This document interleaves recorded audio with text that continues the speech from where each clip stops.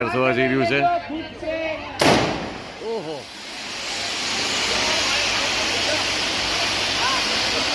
તો આ છે રાજકોટના રણછોડનગર 1903ની હોળી. આ કોડ ફાયર તમે જોઈ રહ્યા છો અહીંયા.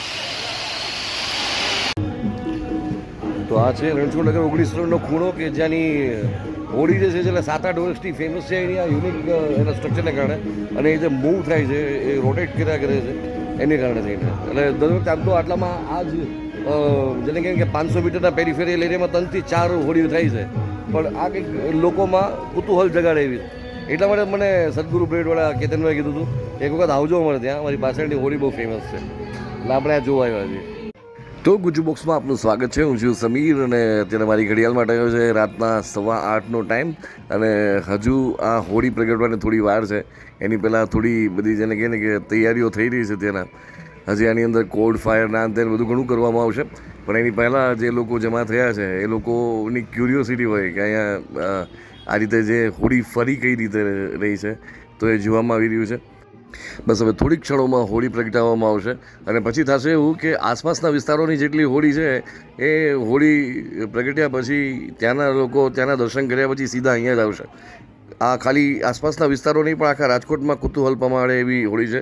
કારણ કે નીચે અંદર જે મિકેનિઝમ એ લોકોએ રાખ્યું છે, સ્ટ્રક્ચર રાખ્યું છે એ એકચ્યુઅલી આખું એ વ્હીલની સાથે સાથે એક મોટર પણ મૂકવામાં આવી છે 2 હોર્સ પાવરની, જે આખી હોળીને ગોળ ગોળ ફેરવે છે. હવે તમે જુઓ,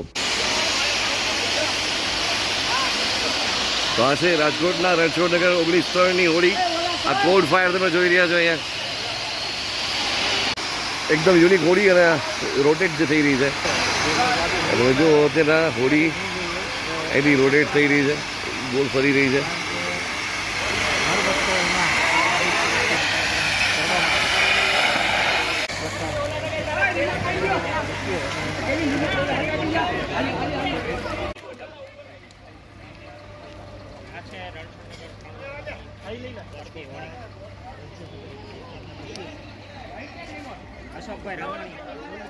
ઓમ નમો ભગવતે વાસુદેવાય.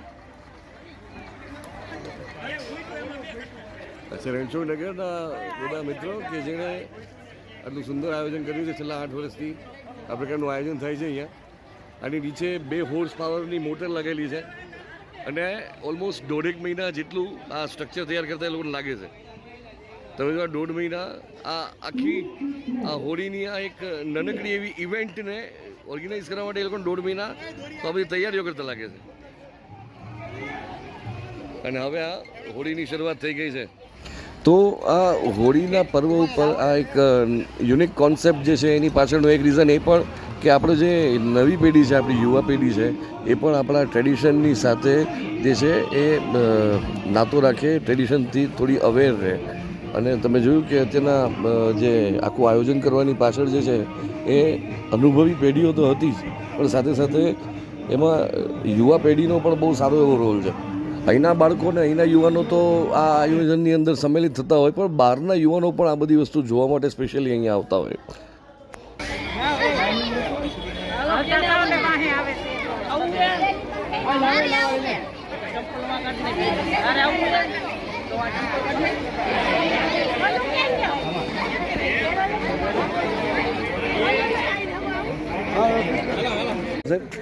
મારું નામ અશોકભાઈ રામાણી છે. અશોકભાઈ, આ જે હોળી છે એકચ્યુઅલી આની જે ખાસિયત છે જેને નીચે આપણે એને રોટેશન આપ્યું છે એ કેટલા વર્ષથી કરી છે ને કેટલા વાગે શરૂ થાય છે? અમે 7 વર્ષથી આ ફરતી હોળી બનાવીએ છીએ કોરોના વખતથી. અને આમ તો અમે 22 વર્ષથી આ હોળી બનાવી છે, પણ ફરતી હોળીનું આયોજન અમે 7 વર્ષથી કર્યું છે. ઓકે, એ કોઈ સજેશન આપ્યું કે આમ જસ્ટ તમને ક્યાંયથી એમ? અમને એવું લાગ્યું કે ભાઈ કંઈક પબ્લિકને નવું આપીએ એટલે બધાને નવું જોવા મળે એના માટે અમે બનાવી. આકર્ષણનું કેન્દ્ર રહે આખા રાજકોટમાં. રાજકોટનું મારા ખ્યાલથી આખા ગામમાં એક જ યુનિક જ છે.